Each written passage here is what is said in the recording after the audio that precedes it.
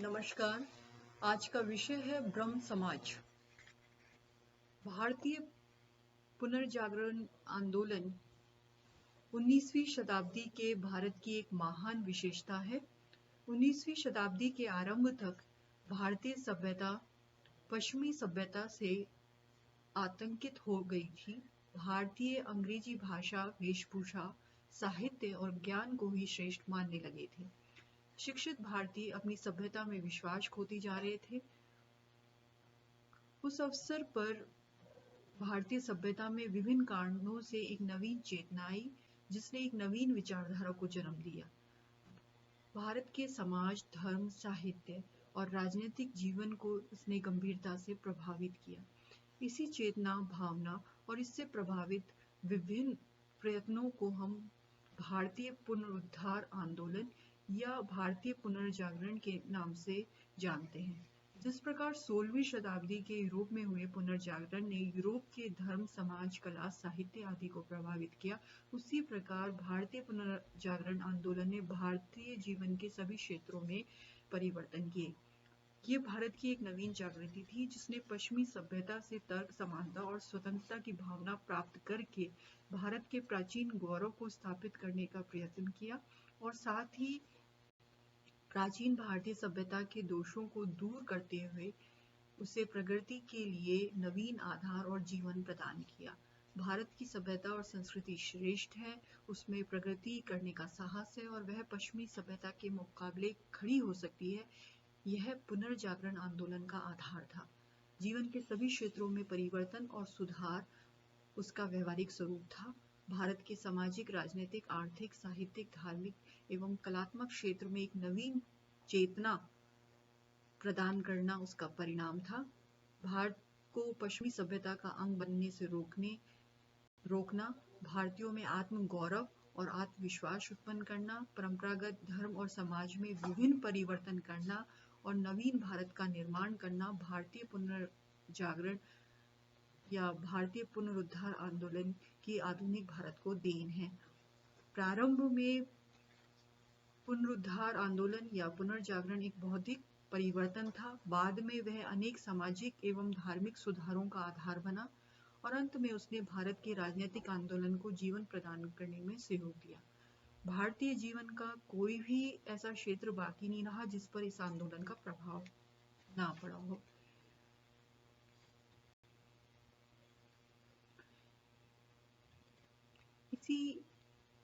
इसी आंदोलन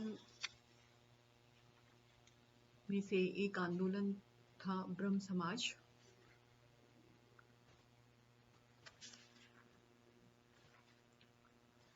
ब्रह्म समाज की स्थापना 20 अगस्त 1828 को राजा राम मोहन रॉय ने कलकत्ता में की थी।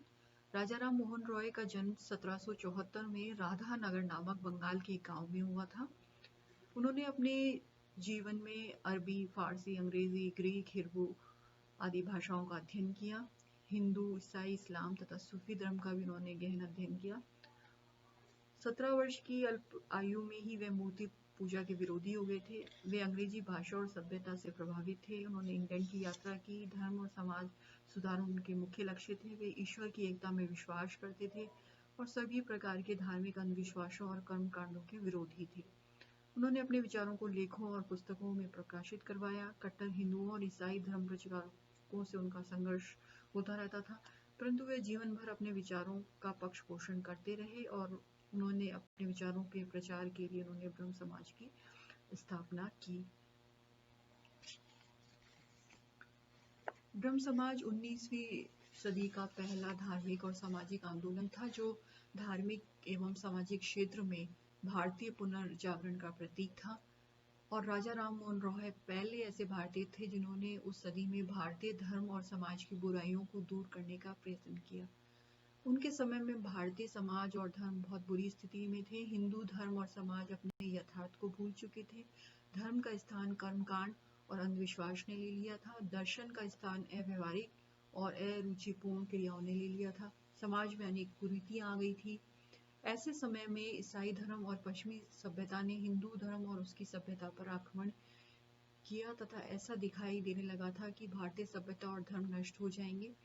तो इस अवसर पर राजा राम मोहन रॉय और उनके ब्रह्म समाज ने भारतीय धर्म और समाज की बुराइयों को दूर करने का प्रयत्न प्रारंभ किया। वेदों और उपनिषदों के आधार पर हिंदू धर्म की श्रेष्ठता को स्थापित करने, सत्य हिंदू धर्म का प्रचार करने और समाज की अनेक कुरीतियों को दूर करके उसे शक्तिशाली बनाने का कार्य ब्रह्म समाज ने प्रारंभ किया। इससे हिंदू धर्म में हिंदुओं का विश्वास बढ़ा। एक बार पुनः अपने धर्म और दर्शन का ज्ञान हुआ और वे अपने समाज के दोषों को दूर करने के लिए तत्पर हो गए। इसी कारण हिंदू समाज और धर्म ईसाई धर्म और पश्चिमी सभ्यता के आगाज से बच सके। ब्रह्म समाज ने भारतीय समाज को जीवन के सभी क्षेत्रों में नवजीवन प्रदान किया। धर्म की दृष्टि से ब्रह्म समाज ने अपने विचारों को उपनिषदों और वेदों पर आधारित करके यह बताया कि ईश्वर एक है, सभी धर्मों में सत्यता है, मूर्ति पूजा और कर्मकांड निरर्थक है तथा सामाजिक कुरीतियों का धर्म से कोई संबंध नहीं है। तर्क के आधार पर धर्म की व्याख्या करने का विचार सर्वप्रथम उन्होंने ही इस भारत को प्रदान किया। इस कारण से अपने उग्र स्वरूप को प्राप्त करके साधारण ब्रह्म समाज ने वेदों को अंतिम ईश्वरीय वाक्य मानने से इनकार कर दिया। धर्म की व्याख्या करते हुए उसने ईसाई धर्म के कर्मकांड और ईसा मसीह के ईश्वरीय अवतार होने पर भी प्रहार किया। अनेक अवसरों पर राजा राम मोहन रॉय और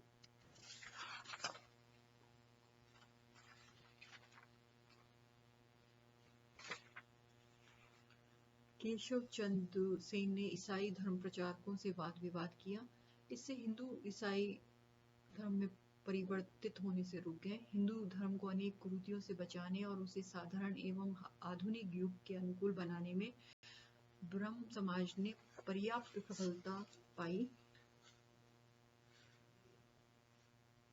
यह भी कहा गया कि ब्रह्म समाज पर ईसाई धर्म का प्रभाव था। यह सत्य है, लेकिन ब्रह्म समाज ने मूलतः ईसाई धर्म से प्रेरणा प्राप्त नहीं की थी। उनका मूल स्रोत भारतीय प्राचीन धार्मिक ग्रंथ ही थे। ये बात अवश्य स्वीकार की जा सकती है कि पश्चिमी सभ्यता की तर्क स्वतंत्रता और खोज की भावना से ब्रह्म समाज अवश्य प्रभावित था।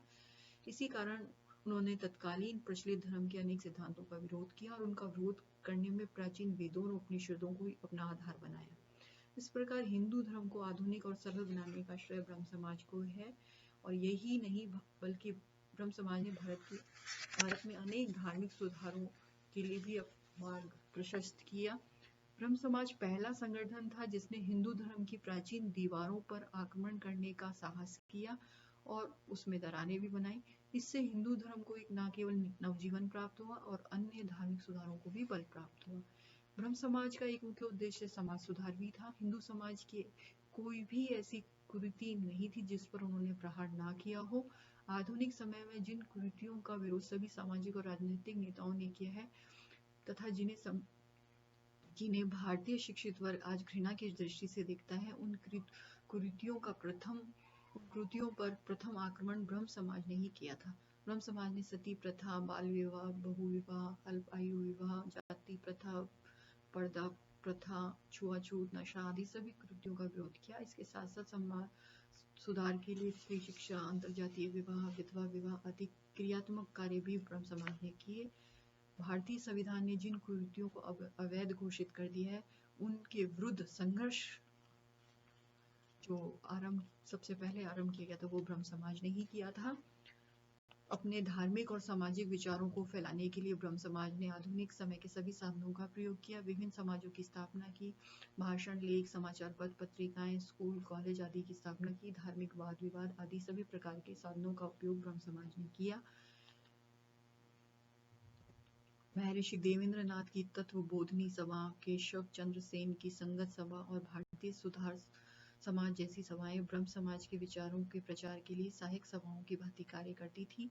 राजा राम मोहन रॉय की A Gift to Monothesis, The Precept of Jesus, The Guide to Peace and Happiness, Brief Remarks Regarding Modern Encroachment to the Ancient Rights of Female जैसी पुस्तकें तथा अनेक धार्मिक ग्रंथों का विभिन्न भाषाओं में अनुवाद भारतीय धर्म और समाज के लिए राजा राम मोहन रॉय का एक स्थायी योगदान है।